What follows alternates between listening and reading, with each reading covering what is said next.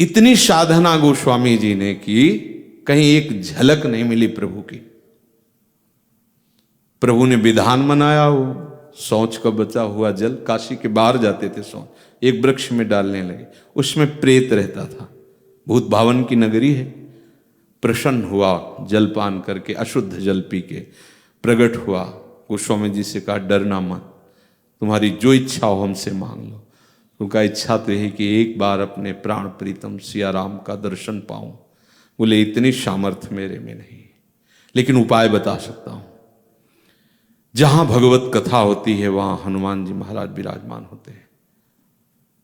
तो बोले जहां तुलसी घाट है, बाद में नाम तुलसी घाट, वहां भगवत चर्चा होती थी। तो बोले हम कैसे पहचानेंगे? बोले सबसे पहले आते हैं और सबसे बाद में जाते हैं। यह है कथा रसिक का स्वरूप। सबसे पहले आते हैं, मलिन भेष होगा, वृद्ध शरीर होगा, और सबसे बाद में जाते हैं।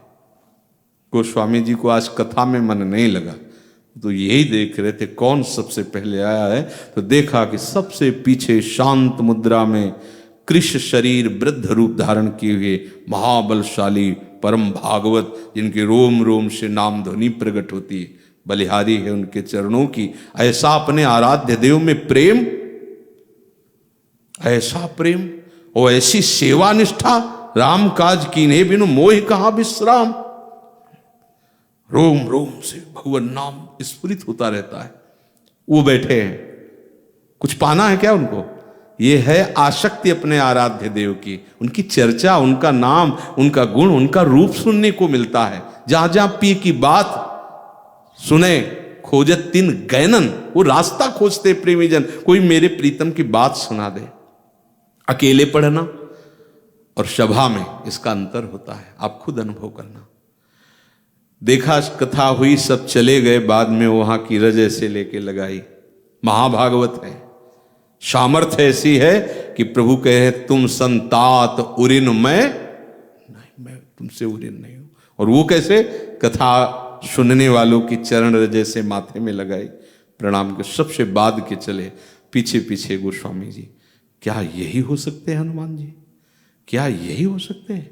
महाबलशाली विक्रम रूप वाले, ऐसा सोच ही रहे थे कि पीछे मुड़े और कहा क्या है? तो उनका प्रभु मैं पहचान गया हूं, आप मेरे प्रभु के अत्यंत लाडले श्री हनुमान जी महाराज। भाग पड़े हनुमान जी, दौड़ लगा दी, और तुलसी घाट से लगभग 1.5-2 किलोमीटर का अंतर होगा, संकट मोचन जहां है, वहीं पकड़ पाए, क्योंकि वो पकड़ाना चाहते थे इसलिए।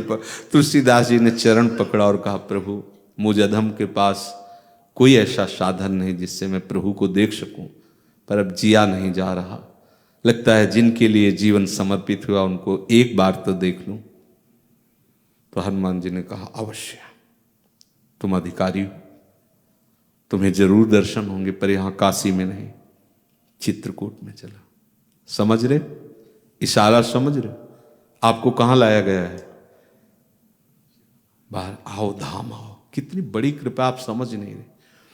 अब गोस्वामी जी को श्री हनुमान जी की प्रार्थना से चित्रकूट में जब वो चंदन घिस करके और सोच रहे थे कि प्रभु आएंगे तो कैसे सेवा करेंगे, क्या करेंगे, इतने में 2 राजकुमार आए और उन्होंने कहा कि हमें थोड़ा चंदन लगाओगे? तो यंत्रवत ऐसे चंदन लगा। पहली बार तो चूक गए थे, दूसरी बार ऐसे यंत्रवत लगा रहे। तो हनुमान जी फिर बोले कि जिनके चंदन लगा रहे हो ना, ये वही है जिनके दर्शन के लिए तुम लाल। एकदम तब देखा गौरवरण, रहते श्याम गौर ही है साहब, गौरवरण लखन जी और श्याम वरण कृतकृत्य हो गए। चित्रकूट के घाट में भई संतन की भीड़, तुलसीदास चंदन घिसत तिलक देत, ऐसा कुछ। हाँ ऐसा